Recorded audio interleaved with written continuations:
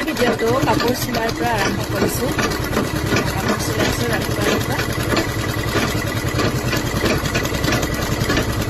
আৰু অলপমান পাছত পিঠাগুড়ি খুন্দিব যাম, যিহেতু বিহু আহি আছে।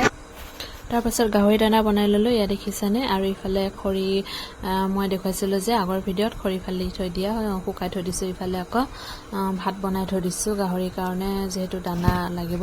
ইয়াত দেখিছেনে এখন হাতেৰে আমি কেনেকুৱা দাঙি নমাই দিব পাৰোঁ, কিমান শক্তি আছে দেখিছেনে। আৰু ইফালে মায়ে গৈ আছে, আগত চাউল লয় এনেকৈ, আৰু মই অলপমান লৈ গৈ আছোঁ। মায়ে যিহেতু গোটেইখিনি নিব নোৱাৰিব, সেইটো কাৰণে মই আধা লৈছোঁ, মা আধা লৈছে। আৰু ইফালে ছাতিটো লৈ লৈছোঁ। ইমান যে গৰম, ৰ'দটো দেখি গম পাইছেই চাগে।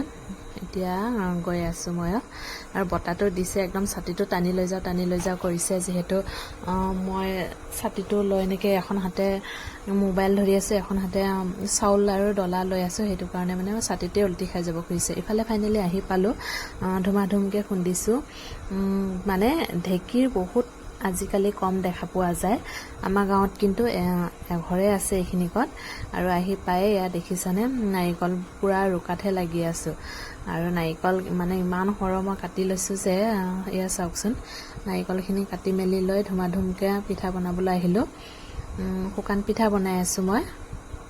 ইফালে ল'ৰাটোৱে অলপমান ভিডিঅ' কৰি দিছে, আৰু মায়ে বাৰু ভাপত দিয়া পিঠা বনাবলৈ হেৰি কৰি আছে, পিঠাগুড়িটো মানে গুলি আছে। আৰু মই ইফালে কলহ এটা পোৱালিও বহাই দিছোঁ। ইফালে ফাইনেলি পিঠা বনাই হৈ গ'ল, কেইটামান আছে আৰু।